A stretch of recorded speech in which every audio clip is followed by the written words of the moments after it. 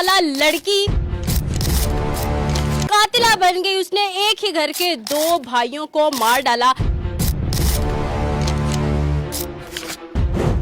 एक को शादी का झांसा देकर और दूसरे को नाजायज ताल्लुकात का झांसा देकर। अस्सलाम वालेकुम नाज़रीन, मैं हूं आपकी मेजबान कवल अमानत और आप देख रहे हैं हमराज न्यूज प्रोग्राम हम आपके साथ। नाज़रीन, एक 29 साला लड़की कातिला बन गई। उसने एक ही घर के दो भाइयों को मार डाला।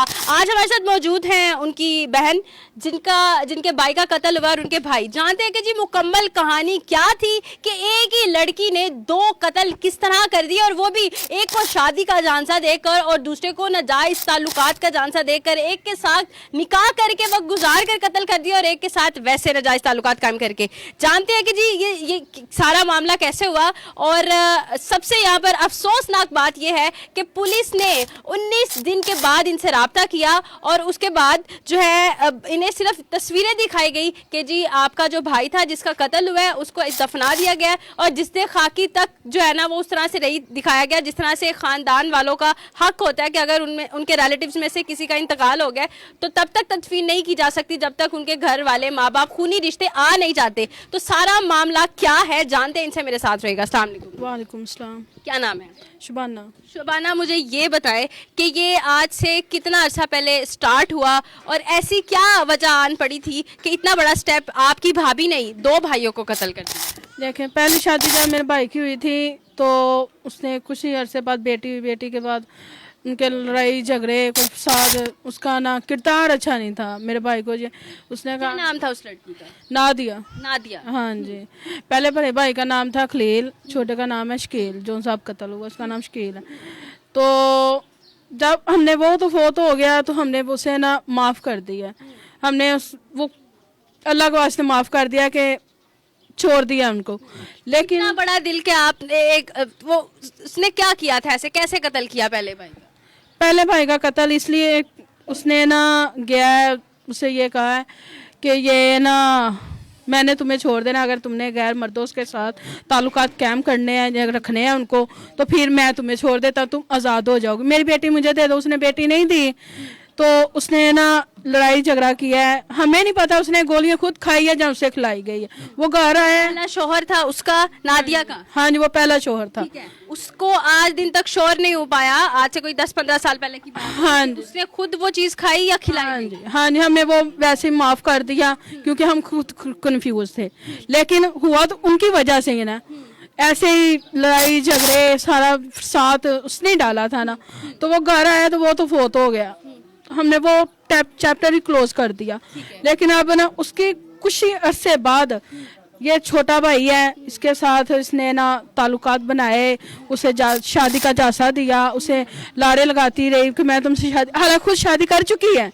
मेरे उस भाई के मरने के बाद फौरन शादी कर ली थी उसने। जी, पहले शोहर को कत्ल कर दिया या कुछ खिला दिया या उसने खुद खा लिया या उसको इमोशनली इतना पागल कर दिया कि वो बंदा खुदकुशी पर आ गया, ये चीज़ अभी तक श्योर नहीं हो पाई। और उसी औरत ने नादिया जो कि मुजरिम है उसने दूसरी शादी कर ली। लेकिन तीसरा शख्स जो कि उसी पहले शोहर का भाई था छोटा, उसके साथ नाजायज ताल्लुकात बनाए। जी, वो आता रहा जाता रहा। हमें तो यही था कि भाभी है कि चलो बच्ची की वजह से मिलता जुलता है। जो उनसे मेरे भाई की ना बेटी थी, हम खेलते थे। लेकिन हमें कुछ ऐसे बात पता इनके ये भी काम नहीं सही है, ये हमारे खालाजाद के कज़न के जैसा यानी कि रिश्ता नहीं है। इन्होंने आपकी खालाजाद बेटी थी? हाँ जी, खालाजाद बेटी थी। उन्हीं रिश्ते में ही जो है ना ये काम हुआ। हाँ जी। तो उससे मिलना गिलना, उसे ऐसे बातें करनी। जब हमें पता चला हमने पूछा उससे तो उसने ना सीना ठोक के कहा हाँ मैं ऐसी हूँ, हाँ मेरे साथ इसके साथ। एक औरत खुद एतराफ कर रही हाँ है। जी, खुद एतराफ कर रही है। हमने भाई से भी पूछा लेकिन वो बोलता नहीं था। क्या अल्फाज थे उसके जब उसने एतराफ किया? उसने कहा हाँ मैं इसे पसंद करती हूँ, ये करती हूँ, मैं इसे छोड़ना नहीं है। उसने खुद यहाँ बाजार में खड़ी होकर सीने पे हाथ रख के कहा मैंने इसको नहीं छोड़ना, जहाँ तो ये मरेगा। फिर उसी की जान ले ली? हाँ, उसी की जान ले ली उसने। क्या इस बात की श्योरिटी है कि जी उसी ने कत्ल किया? ये ना आना जाना मिलना गिलना होना शुरू हो गया था। हमें भी पता था, हमने काफ़ी बार अपने भाई को समझाया भी था लेकिन वो भी नहीं समझ, वो सुनता ही नहीं था किसी की। वो कॉल करती थी वो भाग जाता था, उसके पास जाके रहता था, क्या करता था।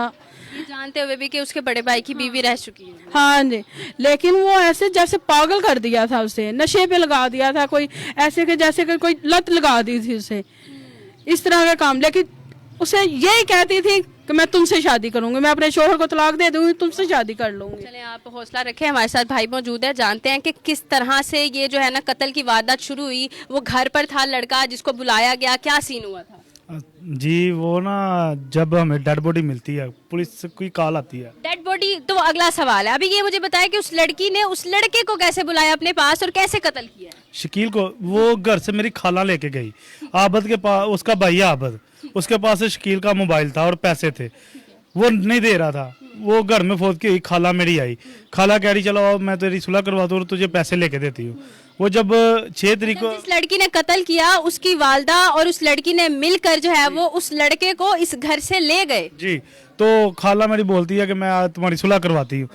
6 तारीख को लेके गया, 8 तारीख को डेड बॉडी मिलती है पुलिस को, और हमें पता लगता है 27 तारीख को, 19 दिन बाद।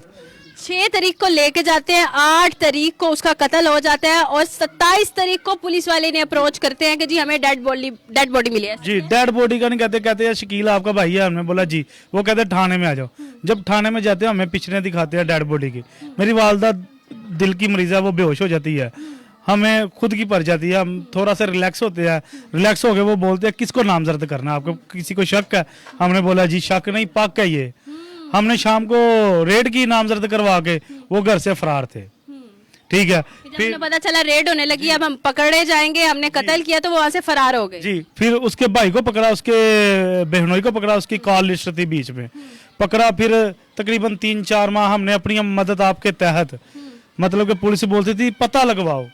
अच्छा जी, उनकी वालदा साहिबा हमारे साथ मौजूद हैं। अस्सलाम वालेकुम। माँ जी, मेरा एक ही सवाल है ਤੁਹਾਡੇ ਕੋਲੋਂ। ਜੇ ਉਹਨੇ ਪਹਿਲੇ ਬੇਟੇ ਦੇ ਨਾਲ ਇੰਜ ਕੀਤਾ ਹੈ, ਤੁਹਾਡਾ ਜਿਗਰਾ ਕਿਵੇਂ ਇੰਨਾ ਕਰ ਪਿਆ ਕਿ ਦੂਜੇ ਬੇਟੇ ਦੇ ਨਾਲ ਵੀ ਜਿਹੜਾ ਨਾ ਤੁਸੀਂ ਬਰਦਾਸ਼ਤ ਕਰਦੇ ਹੋ? ਬਸ ਚੁੱਪ ਹੀ ਕਰ ਪੁੱਤ, ਤੁਹਾਨੂੰ ਕੀ ਦੱਸਾਂ ਹੁਣ ਮੈਂ, ਨਹੀਂ ਕੋਈ ਹੈਗੀ ਨਾ। चलो ਤੁਸੀਂ हौसला करो, हम माँ जी से ज़्यादा बात नहीं करेंगे, बस यही पूछती हूँ कि क्या चाहती हैं? ਸਾਨੂੰ ਇਹਨਾਂ ਨੂੰ ਸਾਫ਼ ਚਾਹੀਦਾ। ਵੇਖੋ ਹੈ ਗੋਆ ਇਹਨਾਂ ਦੇ ਅੱਗੇ ਹੈਗੀ ਹੈ। इंशाल्लाह इंशाल्लाह अल्लाह ताला दी ज़ात जेड़ा ना इंसाफ करने वाली, अल्लाह ताला ਇਹੋ ਜਿਹੇ दरिंदियां ਨੂੰ नेकी दी हिदायत दे। आमीन आमीन। बहुत शुक्रिया जी। वालदा साहबा मौजूद थी, हम इनसे ज़्यादा गुफ्तगू नहीं कर सकते। वो ऑलरेडी एक सदमे से गुजर रही हैं, एक नहीं 2 बेटे उन्होंने खोए हैं। और मेरी भी जो है वो यही अपील है, या चैनल के तवस्सुल से यही एक पैगाम है, या एक जो है वो आप कह सकते हैं कि मैं चाहती हूँ ऐसा कि इस जैसी बेशुमार माएँ हैं जिनके बेटे बेटियाँ न जाने कितने बच्चे कत्ल हो जाते हैं, लेकिन जो मारने वाला, जो मुजरिम है, जो मुलजिम है, वो दंदनाता फिर रहा है। तो ऐसा कब तक चलेगा? और अफसोस है मुझे उन पुलिस ऑफिसर्स पर जो कि रिश्वत लेकर काम कर रहे हैं, तफ्तीश ये लोग खुद करवा रहे हैं, वो उस तरह से चीज़ कर नहीं पा रहे। और अफसोसनाक चीज़ जो पहले भी मैंने जिक्र किया कि जिससे खाकी भी नहीं दिया गया और एक्चुअल कहाँ है कब्र, ये भी जो है वो आइडेंटिफाई करना बड़ा मुश्किल है।